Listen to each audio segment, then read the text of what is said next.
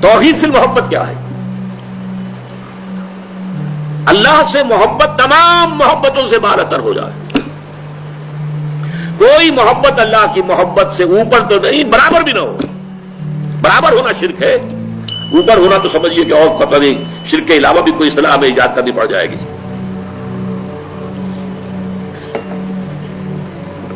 سورہ بقرہ میں فرمایا وَمِنَ النَّاسِ مَن يَتَّخِذُ مِن دُونِ اللَّهِ أَندَادًا يُحِبُّونَهُم كَحُبِّ اللَّهِ وَالَّذِينَ آمَنُوا أَشَدُّ حُبًّا لِلَّهِ. لوگوں میں سے کچھ ایسے بھی ہیں جو اللہ کے سوا کچھ ہستیوں کو محبوب بنا لیتے ہیں، اللہ کا مد مقابل بنا کر ان سے وہ محبت کرنے لگتے ہیں جو اللہ سے کرنی چاہیے تھی. وَالَّذِينَ آمَنُوا أَشَدُّ حُبًّا لِلَّهِ، اور جو واقعتاً اہل ایمان ہیں وہ شدید ترین محبت کرتے ہیں اللہ کے ساتھ. تو قرآن یہ نہیں کہتا کہ آپ والدین سے محبت نہ کریں، کرو، لیکن والدین کی محبت اللہ کی محبت کے برابر نہ ہو جائے، اس سے بڑھ نہ جائے. اولاد سے محبت کرو، اولاد کی محبت اللہ کی محبت سے بڑھ نہ جائے. دیکھیے یہ محبتوں کا امتحان ابراہیم سے اللہ نے کیسے کیسے لیا تھا. وَإِذِ ابْتَلَىٰ إِبْرَاهِيمَ رَبُّهُ بِكَلِمَاتٍ فَأَتَمَّهُنَّ قَالَ إِنِّي جَاعِلُكَ لِلنَّاسِ إِمَامًا. کیسے کیسے امتحانوں میں سے پاس ہونے کے بعد پھر وہ مرحلہ آیا کہ اللہ نے فرمایا ابراہیم میں تمہیں تمام نوع انسانی کا امام بناتا ہوں. والدین کو چھوڑا اللہ کے لیے، دربار چھوڑا اللہ کے لیے، بادشاہ کے دربار میں آنکھوں میں آنکھیں ڈال کر مناظرہ کیا کہ نہیں کیا؟ بادشاہ جو ہے وہ مرعوب نہیں کر سکا. فَبُہِتَ الَّذِي كَفَرَ، بلکہ جو مناظرہ ہوا ہے تو بادشاہ جو تھا نمرود وہ مبہوت ہو کر رہ گیا. اپنی جان کو اللہ سے، اللہ کی محبت سے زیادہ نہیں سمجھا. آگ میں کود گئے کہ نہیں، بے خطر کود پڑا آتش نمرود میں عشق. اب لہم میں تماشائے لبے بامدی، پھر اپنے ملک کی محبت پر اللہ کی محبت کو ترجیح دی، ملک چھوڑ دیا، ہجرت کی. آخری امتحان جو لیا ہے، آخری امتحان جس سے کڑا امتحان ہو نہیں سکتا. 100 برس کی عمر میں وہ 13 برس کا بیٹا جو دعائیں مانگ مانگ کر اللہ سے لیا تھا، اکلوتا بیٹا، حکم آیا ذبح کر دو. یہ ہے سب سے بڑا امتحان. 100 برس کا بوڑھا انسان اور بڑی دعائیں مانگ مانگ کر بیٹا لیا. 87 برس کی عمر میں حضرت اسماعیل کی ولادت ہوئی ہے. اب 13 برس کے ہو گئے ہیں. فلما بلغ معه السعي، جب بھاگ دوڑ کے قابل ہو گئے. 13 برس کا جوان بچہ جو ہے باپ کا دست و بازو بن جاتا ہے، بھاگ دوڑ. اس لیے آتا ہے نا کہ ابراہیم اور اسماعیل دونوں تھے جو بیت اللہ کی تعمیر کر رہے تھے. وَإِذْ يَرْفَعُ إِبْرَاهِيمُ الْقَوَاعِدَ مِنَ الْبَيْتِ وَإِسْمَاعِيلُ، اس اسماعیل کے بارے میں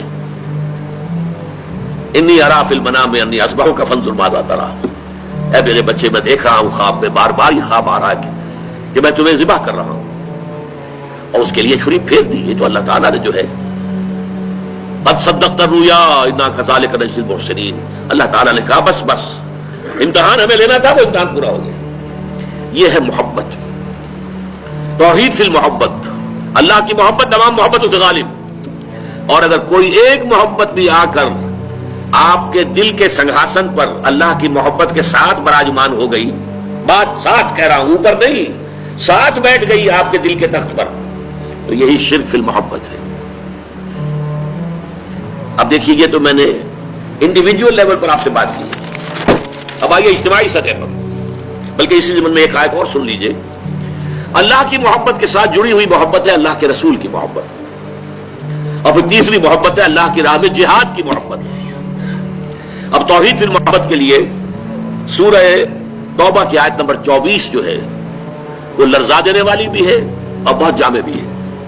قل ان کان آباؤکم وابناؤکم واخوانکم وازواجکم وعشیرتکم واموال اقترفتموها وتجارۃ تخشون کسادها ومساکن ترضونها احب الیکم من اللہ ورسولہ وجہاد فی سبیلہ فتربصوا حتی یاتی اللہ بامرہ واللہ لا یہدی القوم الفاسقین. اے نبی ان سے کہہ دیجئے لوگوں دیکھو، اگر تمہیں اپنے باپ، اپنے بیٹے، اپنے بھائی، اپنی زوج، مرد کے لیے بیوی، بیوی کے لیے شوہر زوج ہے، اور اپنے رشتہ دار اور وہ مال جو تم نے بڑی محنت سے کما کر جمع کیے ہیں، اور وہ کاروبار جن کی کساد بازاری کا تمہیں ڈر رہتا ہے، اور وہ محل، وہ حویلیاں، وہ مکانات جو تم نے بنائے ہیں تمہیں بہت محبوب ہیں، اگر ان 8 چیزوں کی محبت زیادہ ہو گئی تمہارے دل میں اللہ کی محبت سے، اس کے رسول کی محبت سے اور اس کی راہ میں جہاد کی محبت سے، تو جاؤ دفع ہو جاؤ، انتظار کرو یہاں تک کہ اللہ اپنا فیصلہ سنا دے. اور اللہ ایسے ناہنجاروں کو ہدایت نہیں دیتا. 8 محبتیں ایک پردے میں ڈال لیجئے. باپ کی محبت، بیٹے کی محبت، بھائی کی محبت، بیوی کی محبت، رشتہ داروں کی محبت. 5 مال کی 3 شکلیں، جائیداد، کاروبار اور کوئی نقد. 3 یہ شکلیں، 3 جمع 5 8. اور 3 محبتیں دوسرے پلڑے میں ڈالی، اللہ کی محبت، رسول کی محبت اور جہاد کی محبت. اب اگر یہ پلڑا بھاری ہے 8 والا تو جاؤ دفع ہو جاؤ. تمہارا اللہ سے کیا سروکار. اللہ ایسے ناہنجاروں کو ہدایت نہیں دیتا. سب سے پہلے یہ طے کر لو کہ ان 3 محبتوں کا پلڑا دیجئے ہونا چاہیے، بھاری ہونا چاہیے ان 8 کے مقابلے میں. یہ ہے توحید فی المحبت اور یہ ہے شرک فی المحبت. لیکن اب اس کو لائیے ذرا اونچے سطح پر. وہ جو میں نے کہا انسانی معاشرہ، ریاست، اس ریاست کے لیے، معاشرے کے لیے بھی کوئی ایسی شے موجود ہونی چاہیے کہ جو اس میں رہنے والے یا اس میں شامل سب لوگوں کی محبوب شے بن جائے. یہ کامن محبت انہیں جوڑے گی، ان کے اندر اتحاد پیدا کرے گی.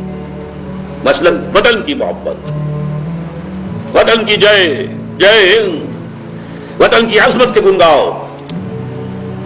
قوم کی محبت، وطن پرستی، قوم پرستی، کوئی نظریہ پرستی.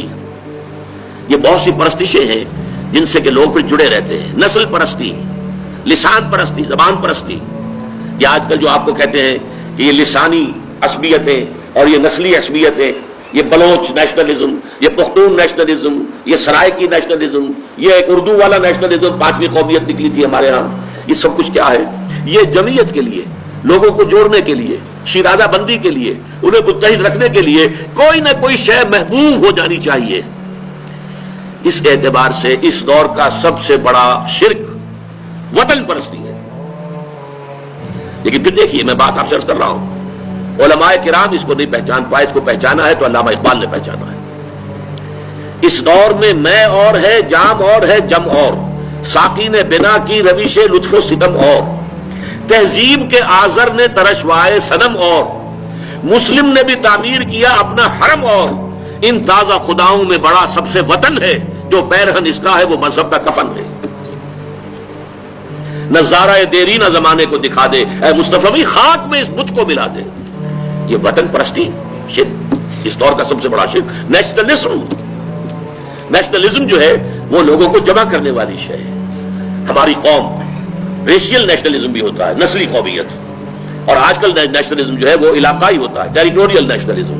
ایک ملک میں رہنے والے جو ہے اس کو سب ایک قوم ہے اور اپنے ملک سے محبت سب سے اوپر کر دیں. یہ ہے در حقیقت علامہ اقبال نے جس کو کہا کہ وطن ایک تو ہے وطن سے محبت ہونا، وہ ٹھیک ہے. حب الوطن من الایمان حدیث ہے. گفتار نبوت میں وطن اور ہی کچھ ہے، اور گفتار سیاست میں وطن اور ہی کچھ ہے.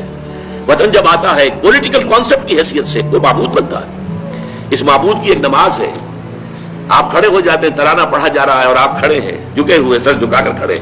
یہ قنوت جو ہے یہ کس کے لیے ہو رہا ہے؟ وطن کے دیوتا کے لیے ہو رہا ہے. وطن کے دیوتا کا ایک اور ہے سلامی، جھنڈے کو سلامی دی جا رہی ہے. جھنڈا وہ علامت ہے آپ کے وطن کی.